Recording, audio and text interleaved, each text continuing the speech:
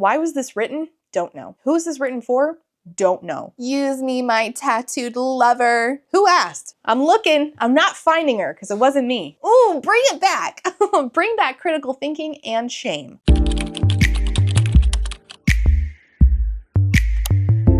Hi, my name's Rachel, and today I have a review of a book so ridiculous, so unedited, so mind-numbing, I am embarrassed to call it a book, let alone admit that I have read it with my own two eyeballs. This book is a biker gang romance called Sons of Mayhem, and this is book 1, The Club. It's about a biker gang called, Sons of Mayhem, which they shortened to S-O-M-E. Somebody once told me. It's great. So it's about that and this college junior named Nicole, who's a certified good girl who has decided that she needs to spice up her life the way her roommate is and hang out with a bunch of hardcore biker dudes. And immediately upon meeting them, the heat and also the absolute horrible, no good, unseasoned, unedited, and heavily racist writing begins! This was requested by my patron Harley, which Harley, I will not forget. Honestly, how dare you? How dare you do this to my eyeballs? I will never recover. I was burning mad reading this. It had me physically heated, which is already happening to me because it's Florida in the summer. And the only reason I'm not sweating my literal tits off right now is because I wear parade bras. I'm wearing one right now.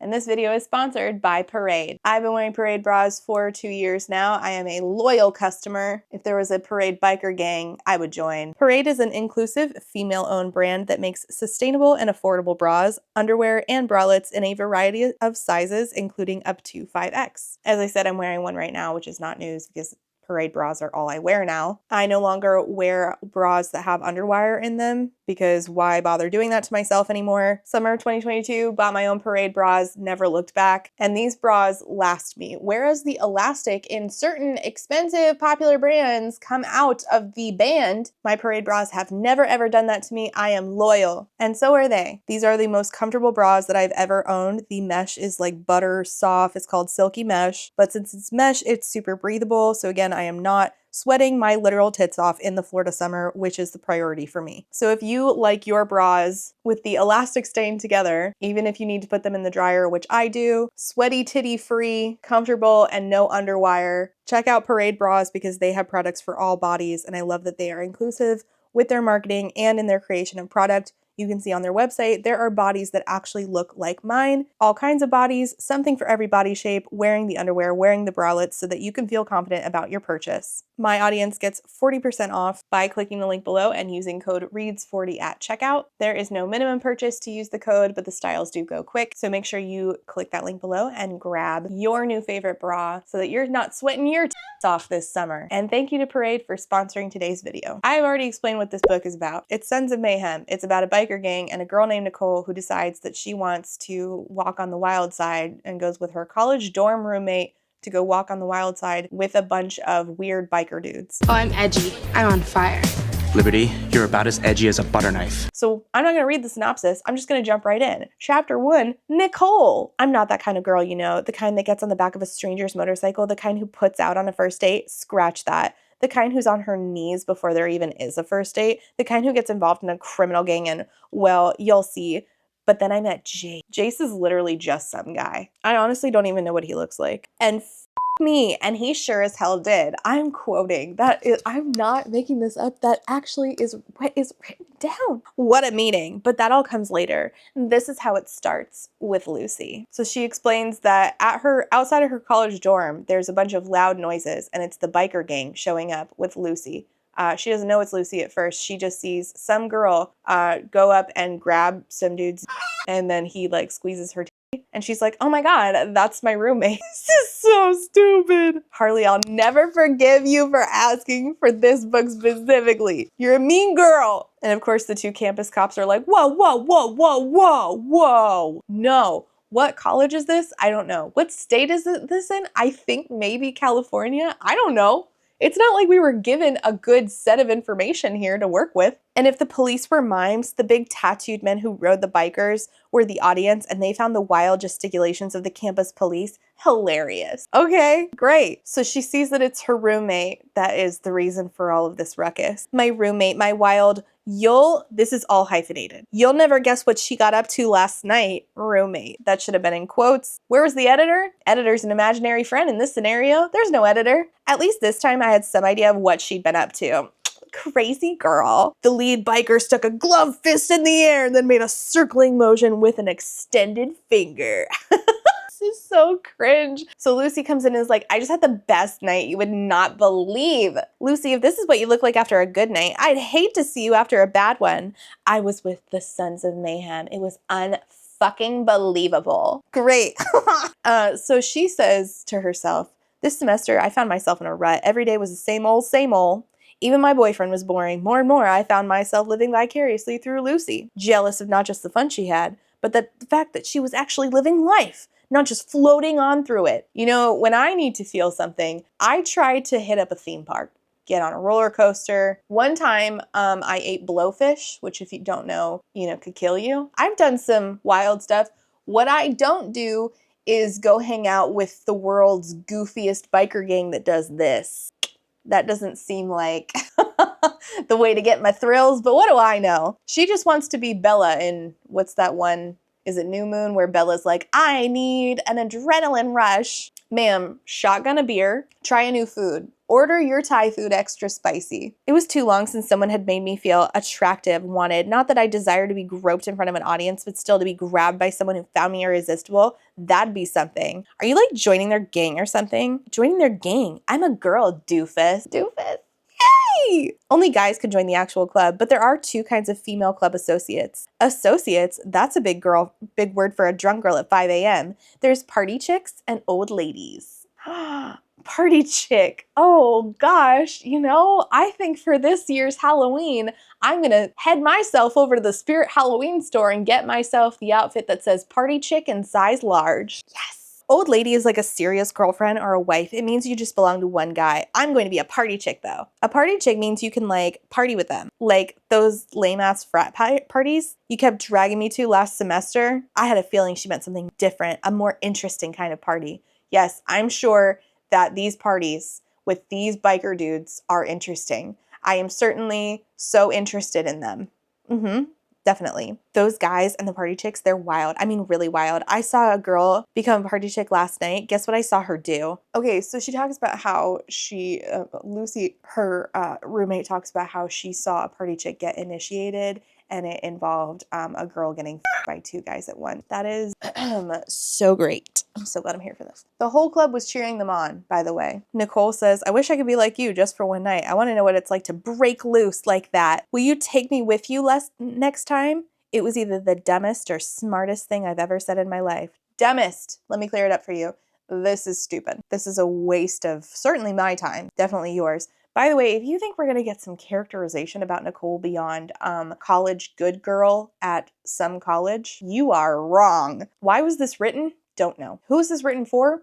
Don't know. In chapter 2, it says, I, the straight A student, wanted to party with the bikers. So they get dressed up to go out with the bikers, and it says, we looked, in a word, slutty. And for once in my life, I was embracing it. Despite having only spent one night with the club, Lucy apparently knew all about the fashion sense, or lack thereof, of the girls who hung out with them. I'd gulped as soon as I saw the flashes of thigh and ass visible through the ruined fabric. I had to admit, though, we looked good, but not good like the minister's son would take me home to meet mother. Hell no. A different kind of good entirely. So it says that she dumped her boyfriend for this, which is great. And Lucy's like, I don't think your boyfriend was into girls because he doesn't fuck you enough. Okay. She had a point, and I'd had my suspicions too. Lucy's pronouncement relieved what little guilt I felt. Hookers. That's what we looked like. Hookers, and damned hot ones. Great. That's great. So they are going to go meet the bikers. They hear bikes, and it says Harleys, I assumed, but I wouldn't know a Harley from a Fisher Price if truth be told. You wouldn't know a Harley from a Fisher Price. You wouldn't know a Harley from a Fisher Price. Yep. I think you might need to go back to that school immediately.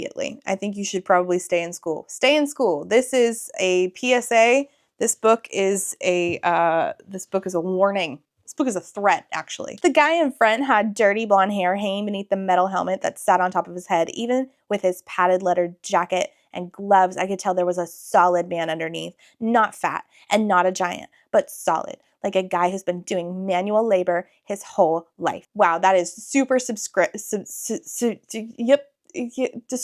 Perfect. I do not need any I'm so glad you mentioned not fat. Looks like you got Jace. He's the VP. I didn't know what that was supposed to mean. You don't know what VP means? Right, I forgot. We're working with Fisher Price over here. Forgot about that. So she ends up with the VP of the biker club, of course, and Lucy ends up with Brody, who calls her Juicy. And they're like, why do you call her Juicy? And I'm like, well, her name's Lucy, so it probably has something to do with that. Again, I think it might be best if we just head back to the school and hit the books, folks. Let's ride, Jace yells over his shoulder. So they get on the bikes, and she notices that an old pickup truck is starting to race after them, and a gun is pointing at her. Here's that adrenaline you ordered. Again, you could have just eaten some blowfish or some spicy Thai food, but you decided that this was the direction you wanted to go. So then they lose these dudes. They pull up to a warehouse. We're in chapter 3, by the way. I almost began to relax until my mind began to process what had just happened. What in the hell have I gotten myself into? Wow, so we are flip-flopping tenses there, I think. It was a day of firsts. First date with a biker, first motorcycle ride, first car chase. What other first would happen that day? Or last? I pushed that thought away immediately. Ooh, bring it back.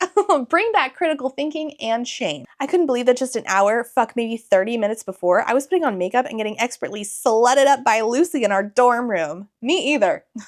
The passage of time feels like a myth at this point. So he takes her up to a warehouse, and they immediately start touching each other, because why not? Jace placed 2 hands around my face, his fingers touching the bare skin of my stomach and his thumbs pressing gently into the denim Rachel? No. Denim covering the top of my ass. It felt good to have him behind me, not because I was worried about falling, but because it felt good. It felt good to have him behind me because it felt good. Wow, it's great. It's such a great writing. I can feel my nails pressing out against my bra and my slashed t-shirt. Being alone with this dangerous man out in the middle of nowhere was sending all kinds of thrills through my body. Bitch, you just had a gun aimed at you, and you don't know why, and you still haven't even asked about it. I think it's time to head back to school. Maybe a nap and then hit the library. So then he takes her to his office in this random warehouse. He gets a phone call. He says, it's me. Yeah, they got back okay? Talking about Brody and Juicy Lucy. She's doing what?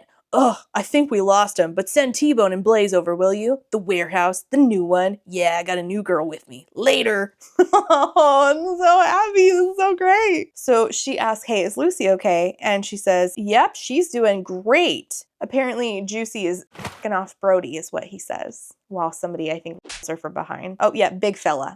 Actually, it says specifically, Brody is sitting on the pool table, Juicy is eating him up, and big fella is her from behind. And she's like, oh my God, is this guy like that too? Does he bang chicks on a pool table while his buddies watch? I imagine him, Jace, holding me down as he me in front of a gang of leering bikers. So dirty, but thrilling. You know, it's the adrenaline, the truck, the chase. It can make people, you know, wink, wink.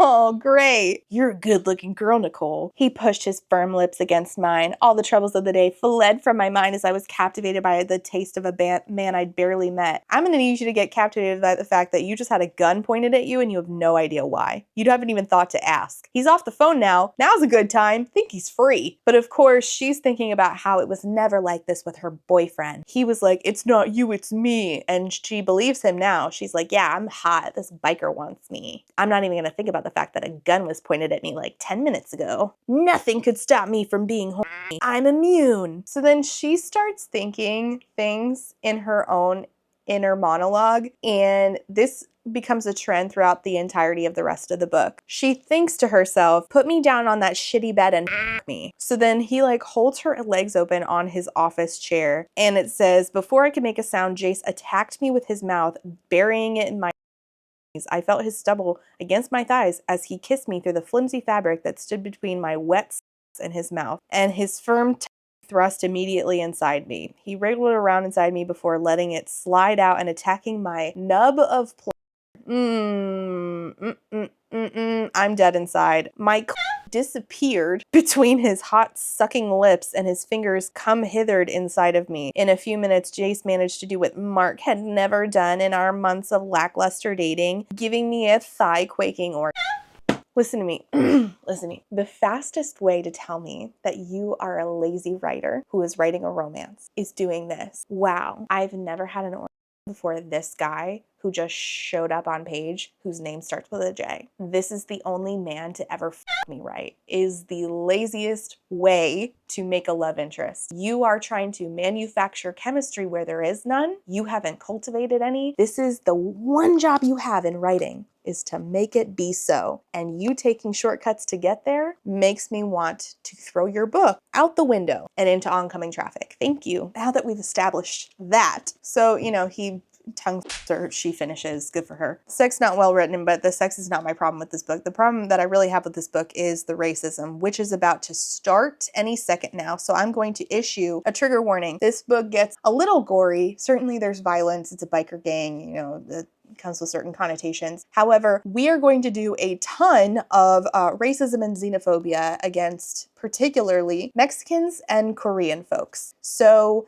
just be forewarned. This is your warning. This is going to get racist and xenophobic. This book really never should have been written. Like, up to this point, it's been really stupid, but it's about to be stupid and racist. So then there's two dudes who show up and they show up on not bikes, and she says, "Is that the guys?" And he says, "Does that sound like two Harley Dyna super glides to you?" How would she know? How would she know? He's like, "Oh, sorry for snapping, babe. Would you believe me if I said that we're the good guys?" He looked me in my eyes, and in that moment I believed him. The new world I'd entered was so far away from anything I'd ever known. I didn't even know what good or bad meant in this context, but in that moment I truly did trust Jace. I knew he was one of the good guys. So he pumps up his shotgun and then slaps her on the ass, I think, and it says, "Goddamn dat ass," with a D. That's great. I am real pleased about that. About dat, sorry. So then he hides her in what she calls a hidey hole with a hyphen. What have I gotten myself into? I'm not this kind of girl. I should be studying. True. And then the first shot rang out. Chapter 5 is in Jace's POV. Who asked? I'm looking. I'm not finding her because it wasn't me. So as he's pumping up his shotgun, about to go take out some dudes, the same dudes who,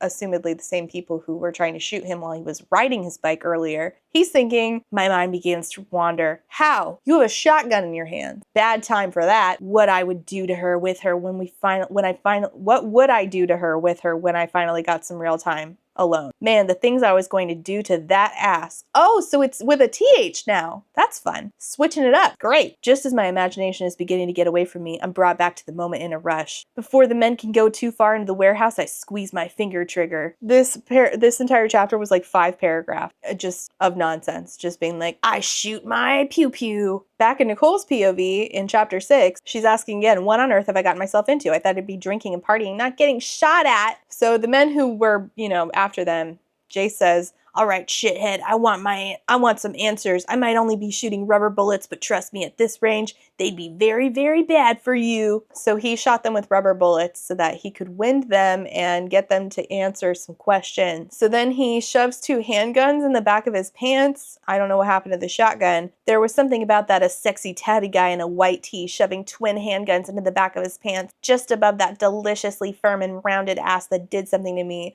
Well, what girl wouldn't get... I can't. Nope. Well, what girl wouldn't get at least a little flustered? An asexual one, a lesbian one, me. I don't know. We exist. I'm good. He's all yours. Who the fuck are you and who the fuck sent you? Why the fuck were you shooting at us? Have I done anything to you? The Mexicans sent us, say the men. I don't know why I did that voice, but all right. Which Mexicans got a name? No, this book just says the Mexicans over and over and over. They won't be getting any name. I don't know. I asked him. I said, I'm Bobby, and he just said he was a dumb Mexican. That's all, I swear. And this is because obviously somebody is setting up the Mexican gang that is, you know, going to be like against this Sons of Mayhem. What did he look like? Big with tattoos. And he apparently paid this guy in meth. He paid you in meth? For sake, is that all I'm worth to you? I mean, he was gonna kill you. Apparently you're worth nothing.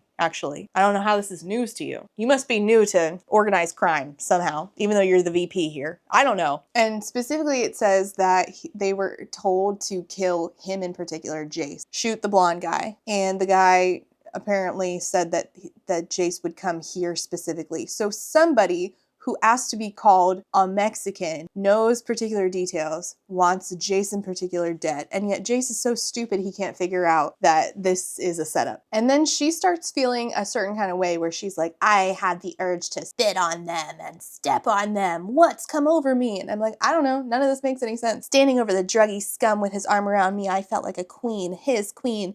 The moment was ruined when we heard yet more engines approaching. Uh-oh, what now? I don't know, Puddin'. What now? Ugh, I hate this. Chapter 7, 2 days earlier. Why? I don't know. It was cold and dark in the silent room as the man stood over the body in silent contemplation. No, you're not allowed to try to sound deep now. I've already read your writing. It's too late. No hope for you. So now we are in some random person's who's unidentified POV who's cutting somebody open with a scalpel. The man began to speak almost lovingly. There's a good dead body. Now if I just cut here like this. He was beginning to enjoy himself. It was filthy work, but someone had to do it and it'd be worth it. Oh, the payout would be huge. If everything went according to plan, that is. He had a lot of work left to do to bring their plan to fruition. Chapter 8, Nicole. They go to the biker gang meetup place, introduces her to a bunch of men. One of them is called Blaze, which of course he is. Another one is called T-Bone, whose voice had the rasp of a man for whom a 60-day smoking habit would be a healthy improvement. They explain about the people who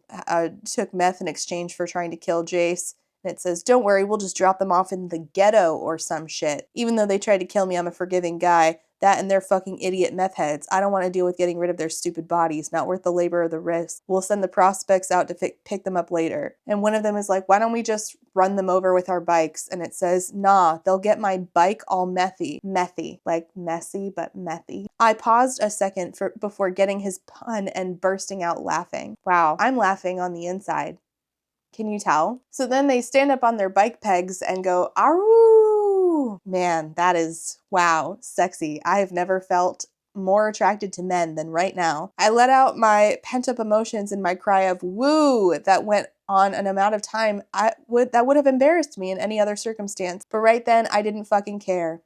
Once again, I'm petitioning to bring back shame. Chapter 9 is labeled The Man. It says that he has some weapons and he goes up to 2 young Hispanic men on the corner. Innocent people, civilians, didn't spend much time in this part of town. Almost everyone here was doing something or part of something or related to someone who was. Great. As far as the Mexicans were concerned, they weren't at war at the moment. It was a brief time of peace and their guard was down. This was their territory and it had been for years. No one even wanted it. It was their people's land. A black gang or anyone else wouldn't even want it. A black gang wouldn't even want it, is what the book said. Listen, I'm not going to go into some rant about how racist that is. I'm just going to say that is really fucking racist. I cannot believe you would sit down, type those words, and think that this is publishable material. I can't believe that people pay money for this. I hope your food is always burnt for writing that shit. So then this person who knows that they are in view of a bunch of ATMs goes up and shoots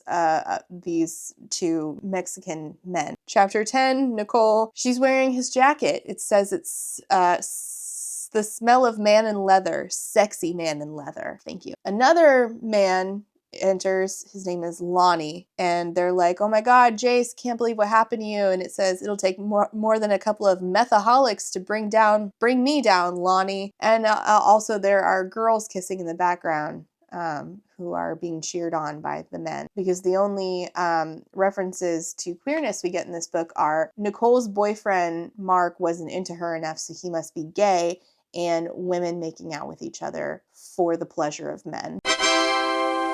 Cool. So she asks, what does this biker gang do? Which is great that we're figuring that out in chapter 10. A bit of this, a bit of that. We got a little security company, Sons of Mayhem Expert Security. SOMES, sums, and a bit of debt collecting. Some of us have regular jobs too. So he is the boss of the security company and the VP of the motorcycle club. Not bad at all.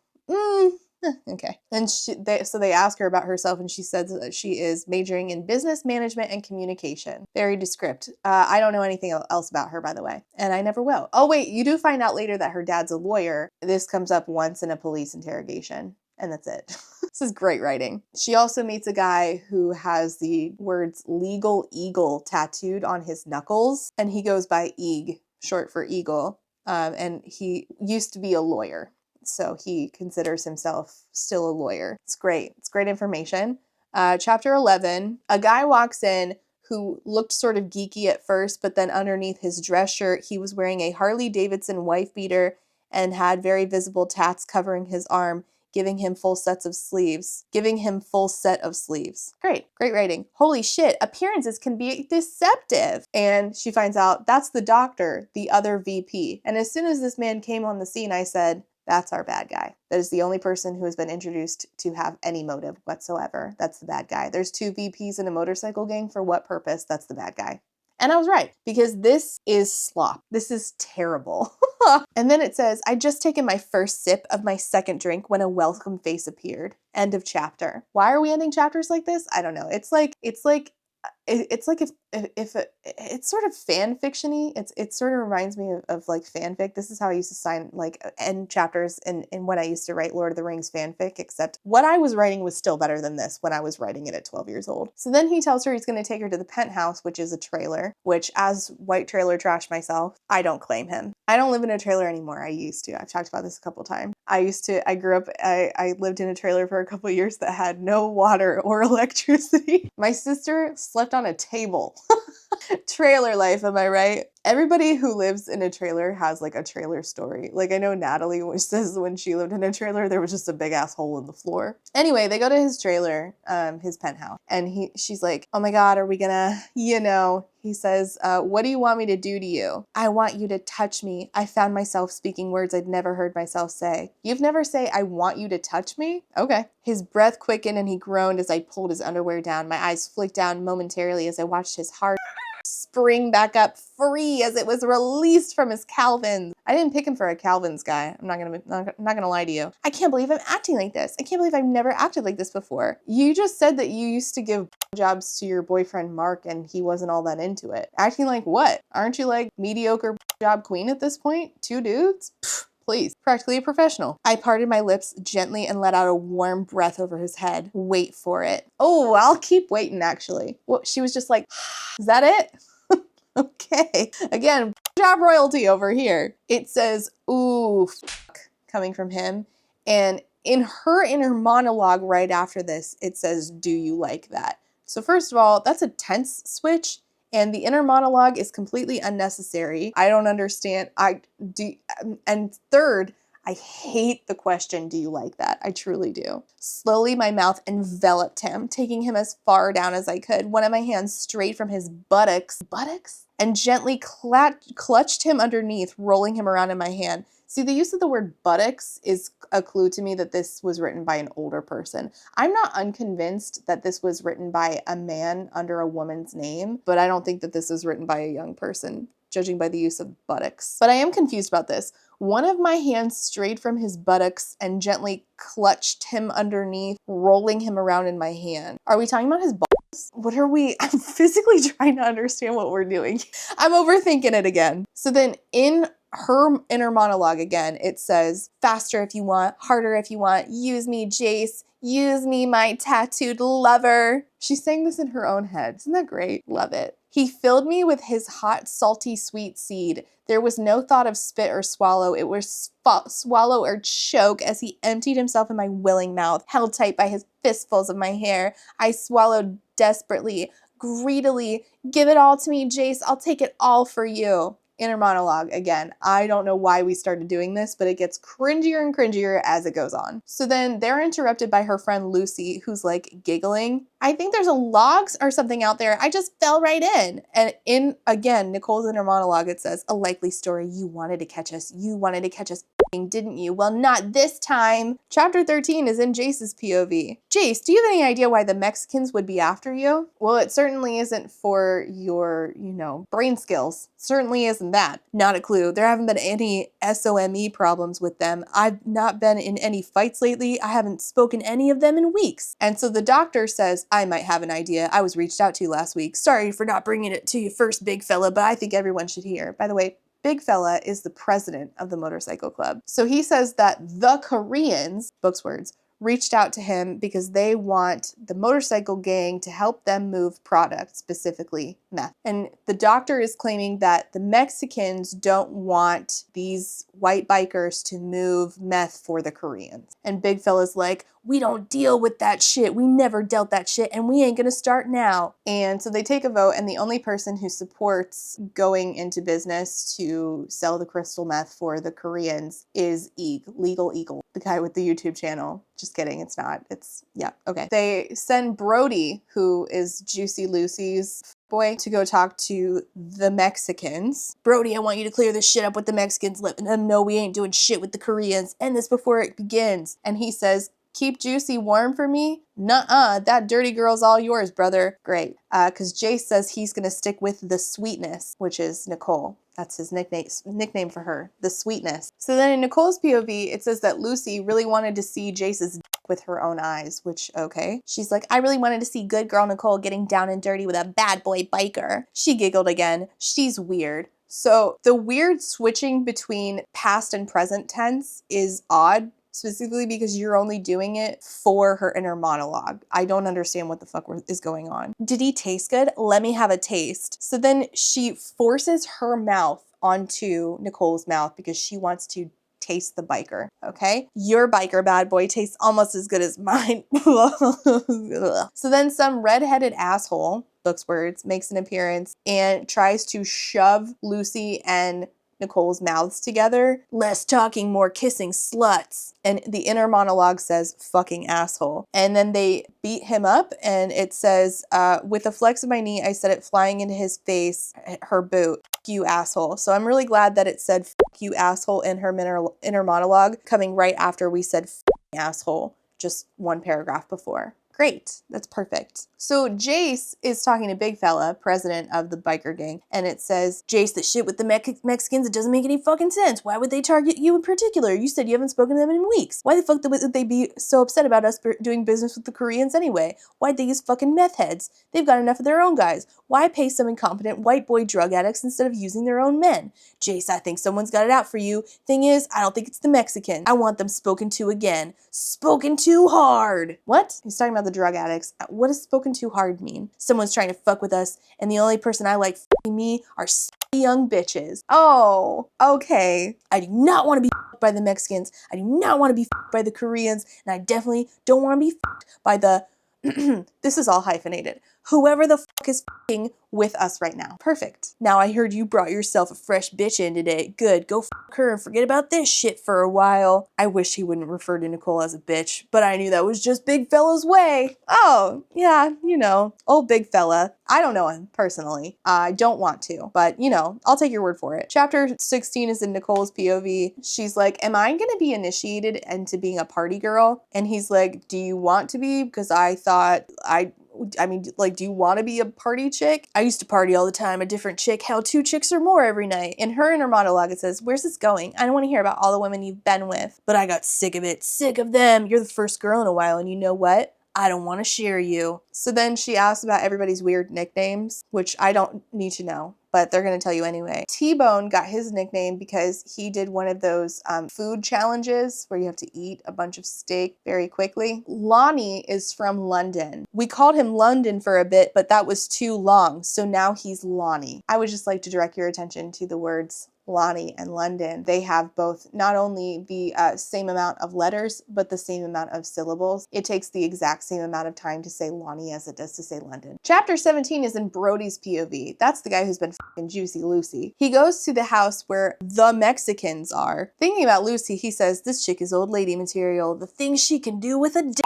right. Inside of this home where the Mexicans are is like obviously alluding to the bodies of the people that were shot at before by the man. Remember that chapter? Well, they think that Brody did it, so they murder Brody then and there. And the way that I'm recounting this to you is better than how it's written, by the way. In chapter 18, Nicole wakes up with Jace and they wake up, you know, fooling around. They haven't had, you know, penetrative sex yet because apparently we're saving that for something important. What's important? I don't know, the death of Jace's best friend, Brody. In chapter 19, it says that Big Fella was arrested for the murders of those two Mexican guys. It says that they have him on video shooting some Mexicans last night. But that doesn't make sense because he was at the club and he was f***ing this girl who can verify that. And then they're like, wait, where's Brody? A couple chapters later, Brody's body shows up in a canvas bag. In chapter 22, in Jace's POV, there's a time for peace and a time for war.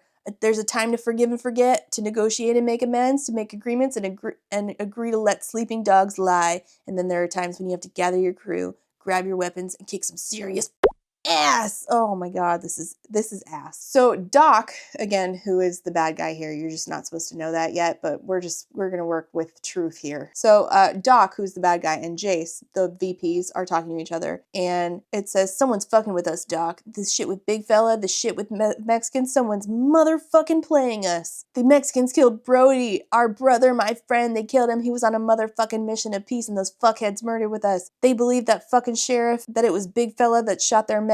Fuckheads. So they're like, we need more men, so we need to bring up this guy who's been a prospect, who was the brother of another member who died. His name is Gage. And this is where it like confirmed to me that this was written by somebody who just has absolutely no idea how the world works. Because it says, this is just like a bunch of fucking military worship for absolutely no reason. In Iraq, Gage killed more bad guys than I've had hot dinners. He won't even fucking talk about what happened in Somalia, Cambodia, or Afghanistan. Me, I can shoot a gun. I can hold my own in a fight. That guy, he spent 20 years as Uncle Sam's personal killing machine. You know what my plan would be? We get everyone we know, ride into Little Mexico, and then shoot everyone who looks at us funny. But somehow I don't think that will work. But Gage, he'll know what to do. I love when we just worship military men for being, you know, violent. In chapter 23, Nicole is like getting told that everybody who is not a prospect or a member has to leave. Jace is like, I'll drive you back. And she's thinking in her inner monologue, do it.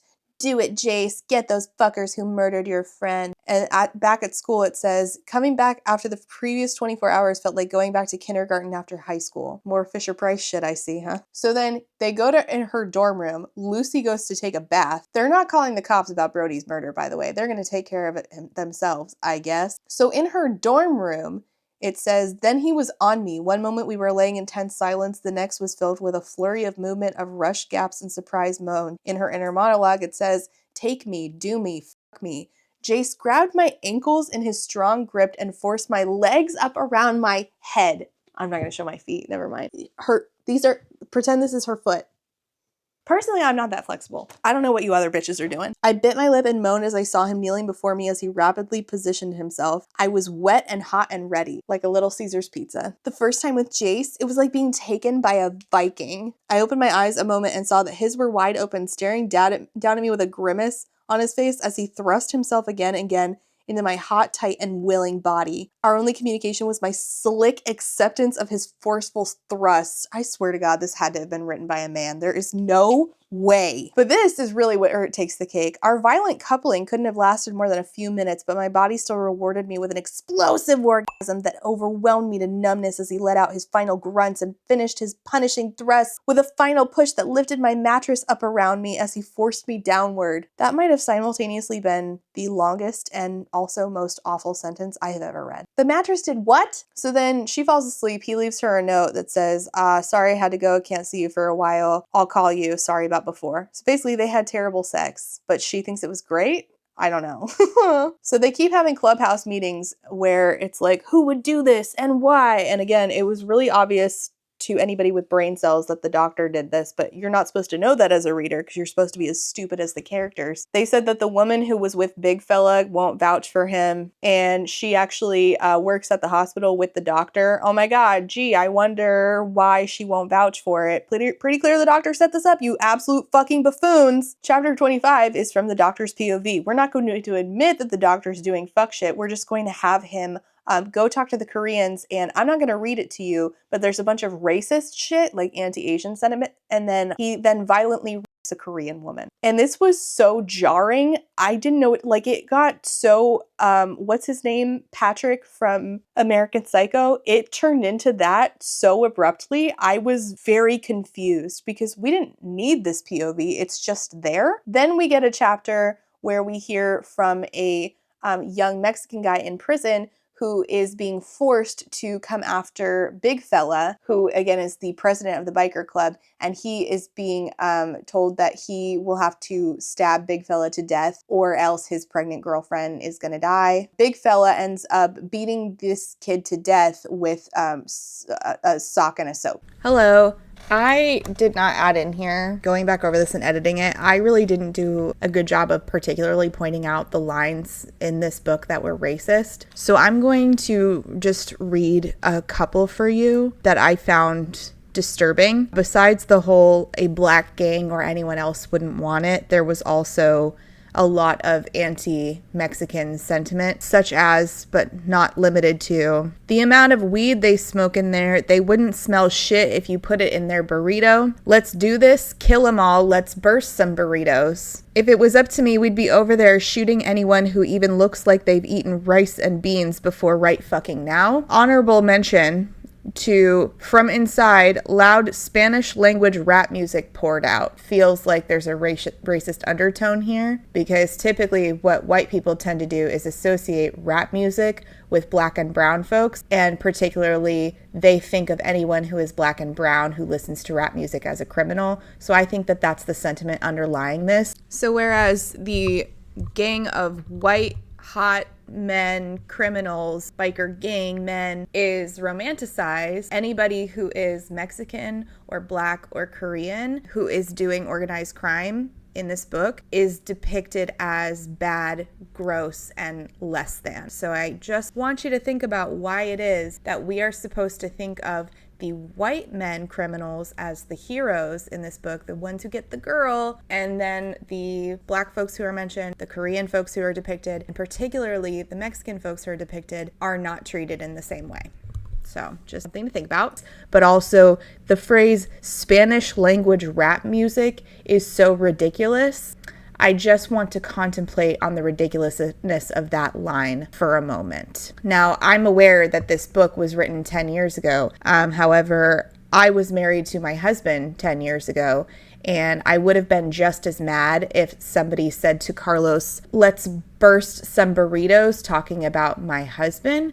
I would have punched you in the face just as hard 10 years ago if you had said it, if you said it to me today about my husband. So this is gross. You actually do not need to write organized crime books that are dependent on you shitting on black and brown folks. You don't need to do that. You could write an organized crime book and not do that. But for some reason, white women love to do this. Not only in this book, but think of Tilly Cole's entire series. Madi has a great review on that, and I broke down what happened with why Tilly Cole got called out for writing a book where a Mexican woman ends up in a relationship with a racist KKK member. I also want to point out that this book's cover, the club Sons of Mayhem, has a tattoo with the word loca on it, and I have absolutely no idea why. This is just a stock image that the author slapped on here, only to, on the inside of the book, write pretty racist shit towards the Hispanic community. I mean, also black folks and Koreans, don't forget that. But the fact that the word loca is tattooed on this man's chest, only for that to not be in the book, and then for what to be in the book is saying, let's burst some burritos, talking about Mexican lives. I think I've said all I need to say. Okay. And so now Big Fella is extra arrested, even though he was already in jail. He's extra arrested now for murder. So now they have to enter business with the Koreans in order to pay for a hotshot lawyer to get big fella off. Then after Brody's funeral, back at the club in Nicole's POV, she goes back to the biker gang, and a teenage girl is there randomly. A teenage girl in a bikini top looked at me in surprise as we entered and wrinkled her nose at me. And they're like wearing nicer clothes because, again, it's a fucking funeral. And she says, "Are you lost, college girl?" I don't know why we wrote a teenager into here at all, but I'm uncomfortable. And so she like goes back to like, she's like not wearing a shirt, wearing a bra, probably a parade bra, you know, if she has any taste at all. And she's like, "I developed this feeling too. I liked it. It represented freedom. The freedom and courage to be able to say, I'm going to do X because I want to, and I don't give a fuck what you think. Fuck your rules and expectations. Fuck your fake personas and false fronts and faces. I am exactly who I want to be, and I do exactly what I want to do. I don't give a fuck, and nor should you." And her and Juicy Lucy are like, you know, yeah, we're in our bras at a biker gang and we're, you know, hanging out. And so then the men are like, "By the way, we need you to stay here and be our alibi." They go, they set up the house where the Mexicans, Book's words, live. And they start a fire. They leave behind some evidence, which are like a pack of Mexican cigarettes, in order to make it seem like the cartel came. And they also like terrorize this family. And one of them talked in a particular like Southern Mexican accent in order to make it seem like the cartel came to do like violence against the Mexicans there in assumedly they're in California, and so now the police are just going to blame this on like cartel violence rather than it's the biker gang retaliating. So then they come back from doing this, they all smell, they're like washing their hair to get the smell of the fire out. They're all really stupid. They're like, "Oh, you know, it's gonna look bad if we have wet hair. What do we do? Do we cut it off?" And Gage, the military guy, says, "No, whiskey showers. It's the only answer." So then they just pour whiskey on each other. This is the stupidest shit I've ever read. Everyone laughed as Gage proceeded to pour whiskey over each of our heads except his own. Okay, sure. So then the cops show up. I don't know how they ended up, you know, thinking that they were involved. The cops show up. The guys are back, you know, it looks like they had been there the whole time, just fucking the party chicks. Nicole gets arrested by Sheriff Perez because, of course, yet another awful person in this isn't a white person. It's another Hispanic character. And so Sheriff Perez terrorizes Nicole and is like, "I'm going to call your lawyer daddy on you. You know, you were being a prostitute. You were out there being a prostitute. Tell me what you know." She's like, "I'm not a prostitute and I didn't do anything wrong. Please don't call my dad." "So you were giving up that sweet little ass for free?" "I was having fun with my friends. We were trying to forget about a recent murder which you failed to solve." And then he like leaves and then comes back and does nice cop to her. And suddenly she's like even stupider than she previously was. "If you need help, if those bikers try to make you do anything you don't want to do, you give me a call, okay?" So then outside of the police department, Jace is like, "Let me give you a ride home." She's like, "No, I'll take a taxi." Which, who the fuck takes a taxi? I know this was written 10 years ago, but like, I feel like even 10 years ago we were doing Uber, right? Who fucking knows? So she blows off Jace. Later, the cop comes back, the sheriff, and he's like hitting on her. And it says, "I gave you a chance, slut. You could have had me. Me! But you chose them? Whore. You're a whore, and they're gonna ruin you. Those degenerate fuckheads are gonna break you, use you up, and toss you in the trash, and I'm going to watch. I'm gonna watch what you become. And then when you come crying to me for help, I'm going to laugh and laugh and laugh. And you will come crying to me. Oh, yes, you will. You'll come crying and begging and pleading for help. But you won't get it. Not from me. Fuck you." Where's this coming from? I don't fucking know. Okay, I'm gonna wrap this up because I have been reading this for forever and it just keeps getting worse. Eeg, Legal Eagle, has been working with the doctor, who he knows that the doctor's been doing some fuck shit, but he thinks that the club needs the money. Eeg comes clean to Nicole in her dorm room, and Jace is walking up and hears this. And he hears that the doctor and Eeg have been going behind his back, have been doing all this shit, but they're afraid that nobody's going to believe them. Meanwhile, the doctor has been setting up Eeg, trying to make him take the fall for all of this, and is trying to turn the entire club against not only Eeg, but also Jace. Jace, you're not supposed to know this, but Jace like warns Gage, warns a bunch of them. The only one who doesn't know is like Lonnie, London Lonnie, yeah. And in the end, it seems like Gage is about to kill Jace and Nicole, but they end up turning on the doctor, who was bad the whole time and had that weird like Patrick from American Psycho moment. They all take turns shooting the doctor. And afterwards, Jace and Nicole have a terrible sex scene where it says, "Turn around." His other hand wrapped around my body as he squeezed a breast hard as he began to thrust himself inside of me. Ahead of me was a large, dirty mirror, and I met his eyes in the reflection. "Oh yeah, baby, take it all. You like that, huh? You like getting it from the big bad killer?" I moaned agreement. I was a killer now, too. This is great. Man, with a final cry of, "Oh, I felt Jace's last few rapid thrusts into me as he brought me over the edge. He squeezed my throat and breast as I swung my head up to the ceiling and let out a scream of release, half choked by the grip of his hand." So what she meant was she swung her gaze up to the ceiling, not her head. Like, her entire head did not hit the ceiling. But, you know, there's no good writing here. Again, the editor was an imaginary friend. He has to go because he's got a club meeting. And in the epilogue, he gives her a set of riding leathers. "I love them," she says. "Will you be my old lady?" I will be your old lady," she says. While she's gripping his dick, I could feel him swell between my fingers. Between my fingers or beneath my fingers? Your guess is as good as mine. Anyway, she's his old lady now. The end. I'm so glad we were on this journey together, truly. I don't read biker stuff because I don't usually think that I'm gonna have an interest. I've read one before. I think I gave it like a 2.5. It's fine. It was a little sapphic. This isn't really a genre I reach for, but I could read anything if it's well written, has a good plot, and has good characters. Like, the only thing I don't typically reach for is Westerns. I could read a biker romance, just not this. This is terrible.